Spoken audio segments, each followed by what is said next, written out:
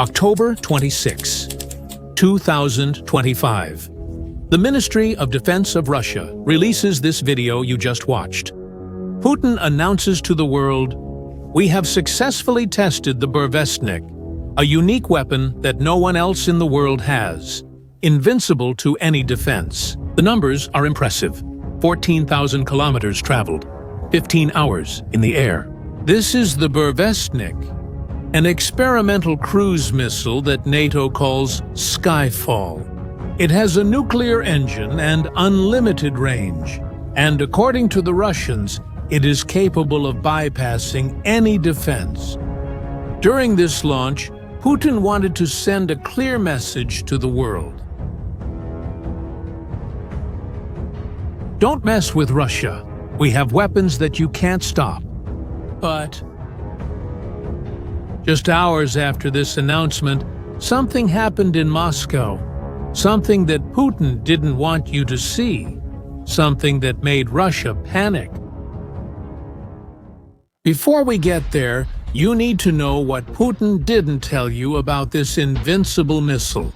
Because the story of the Burvestnik doesn't start in 2025, it starts in 2016, and it's a story of failures. Since 2016, Russia has tried to test this missile 13 times.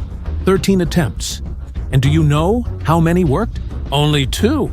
And even those 2 weren't exactly complete successes. The first tests were disastrous. The nuclear engine simply wouldn't start. One test lasted 7 seconds, another 15 seconds, and then silence. The engine failed before it even really started working, but the worst was yet to come. August 2019, White Sea near Neonoxa. An explosion. 5 Russian nuclear scientists killed. Radiation detected in the area. The accident was so serious that Western analysts began calling the Burvestnik the flying Chernobyl. A missile so dangerous that it kills the very scientists trying to develop it. After this disaster, many experts believed that Russia had abandoned the project. It was too dangerous, too expensive, and it didn't work. Then, suddenly, in October 2025, Putin appears saying that the missile flew for 15 hours. But did it really fly? And here we come to the problem. When you turn on a nuclear engine, it leaves traces, radioactive particles in the air. It's impossible to hide. The United States has sensors spread around the world that detect even the smallest traces of radiation. If the Burvestnik had really flown for 15 hours with the nuclear engine on, the Americans would have detected it. But they didn't detect anything. No alert, no confirmation, just Russia's video and Putin's words. And there's more. Putin claims this technology is unique, but the United States tested it back in the 50s. The project was called Pluto. The idea was exactly the same. A missile with a nuclear engine and unlimited range. You know what happened? The Americans abandoned the project. The reason was quite obvious. It was too dangerous. Radioactive pollution, risk of accidents. And, in the end, it wasn't any better than the ballistic missiles they already had. That was 70 years ago. In other words, what you're seeing is Putin trying to sell as revolutionary a technology that the United States has considered toxic waste since 1960. But Putin needed to make this announcement. He needed to show strength. Because Russia is desperate, the economic sanctions are destroying the Russian economy. See what happened immediately after the announcement. The Russian government sent a diplomat to the United States, not to threaten, but to ask the Americans to lift the sanctions. That's right. Hours after announcing an invincible weapon, Russia is begging the United States to ease the economic pressure. If you have such a powerful weapon, why are you asking for favors? And it was exactly at that moment that Ukraine decided to respond. Not with words, but with action.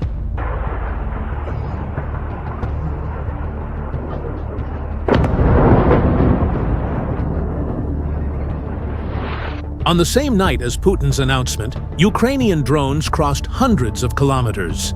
Destination, Moscow. The Ukrainian response was immediate and brutal. The drones went through all layers of Russian air defense, missile systems that cost millions of dollars, state-of-the-art radars, entire battalions dedicated to protecting the capital. And do you know what happened? The drones got through. It wasn't just one drone. It wasn't two. It was a coordinated attack. While the Russian defenses were trying to shoot down the drones, something strange happened. There are reports on social media that a Russian air defense system positioned in Moscow probably missed its target and hit a residential building. We even have the video to show, but you can't see it very well. See for yourself and decide.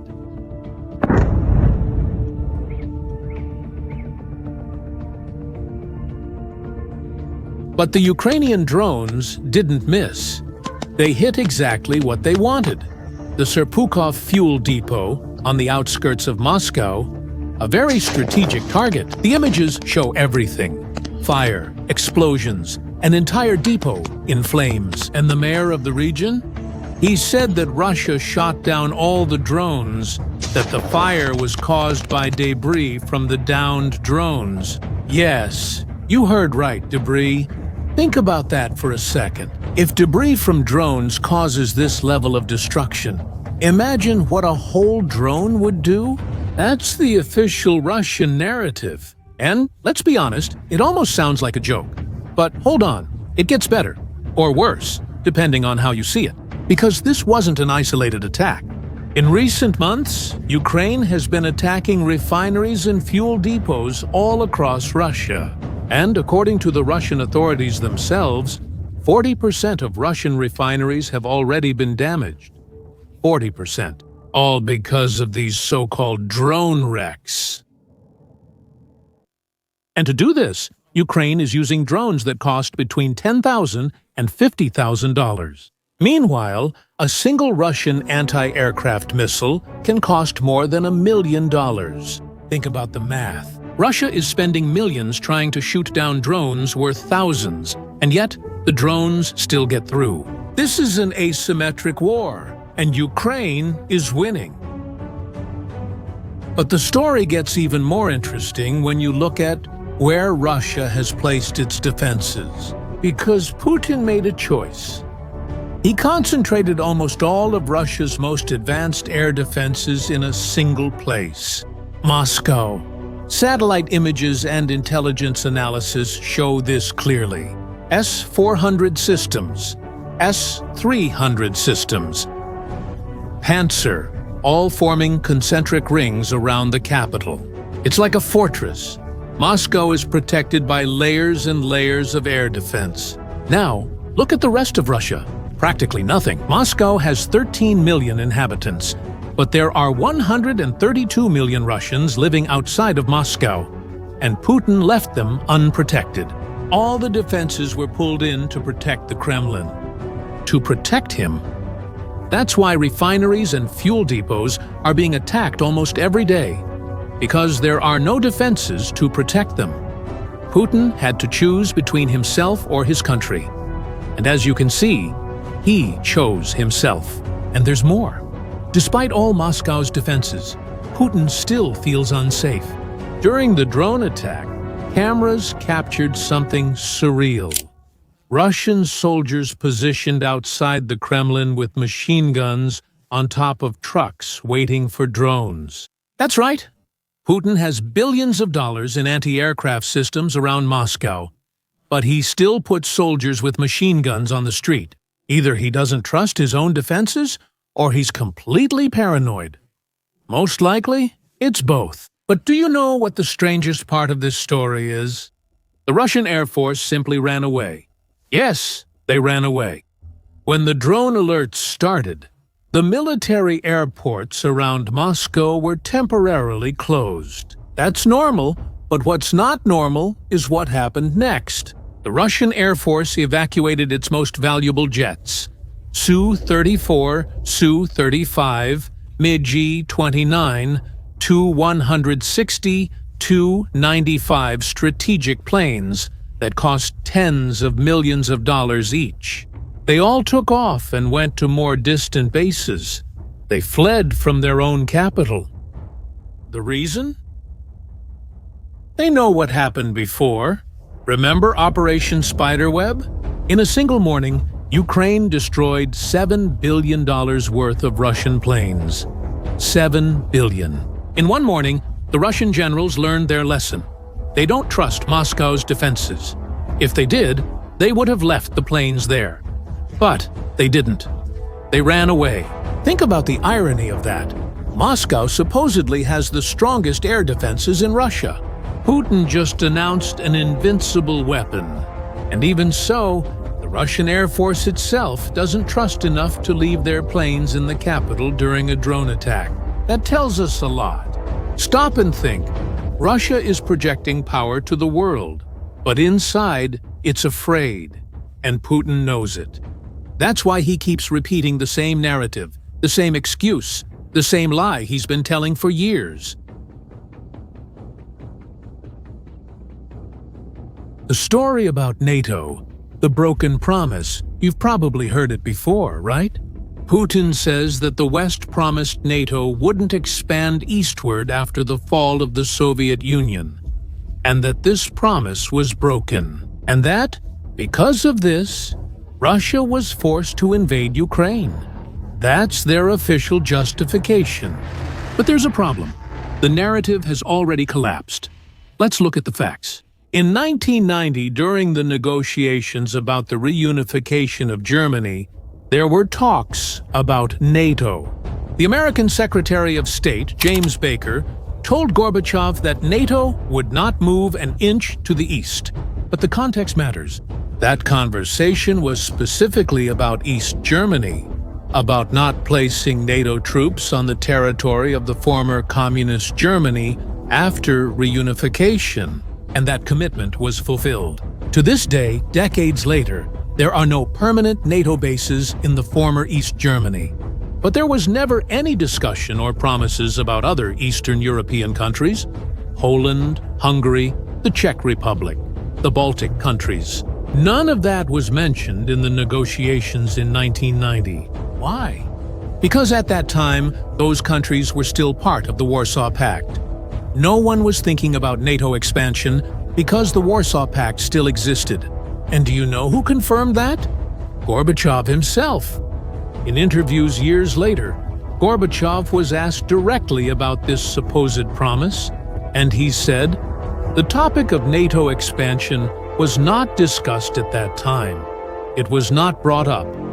Gorbachev, the president of the Soviet Union at the time, the man who was at the negotiations, he confirms that there was no promise. Putin knows this, but he keeps repeating the lie. Why? Because it works. If you repeat a lie long enough, loud enough, people start to believe it. And that lie serves a purpose. It gives Putin a permanent excuse, an eternal justification to attack neighbors, to reject the West, to present himself as a victim. But here is the real question that Putin never answers. If Russia is so strong, so just, so good, why do all the neighboring countries want to join NATO? Why did Poland rush to join? Why did the Baltic countries line up?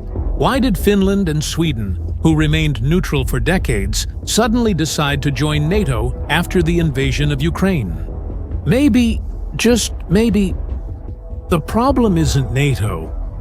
Maybe the problem is Russia. But Putin never asks that question because he already knows the answer. And now, after all this, can you see the full picture? Putin announces an invincible weapon, which probably doesn't work based on technology that the United States abandoned in the 1950s. He sends diplomats to beg for sanctions relief, concentrates all defenses in Moscow, leaving the rest of the country exposed. And even so, $10,000 Ukrainian drones get past $500 million defenses. and burn strategic targets. Even the Russian Air Force flees the capital. And to justify all this, Putin repeats a lie about NATO, which Gorbachev himself denied. This is Putin's Russia. It appears powerful from afar, but up close, you notice the cracks. Ukraine understood this and is showing it to the world. Putin wants you to believe that Russia is a superpower, but superpowers don't flee from their own capital.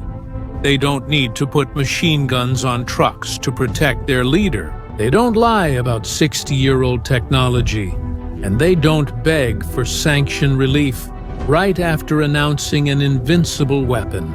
Ukraine is not just fighting against Russia, it's exposing their bluffs. Now tell me in the comments, do you think the Burvestnik missile really worked, or was it just propaganda? Leave your opinion down below.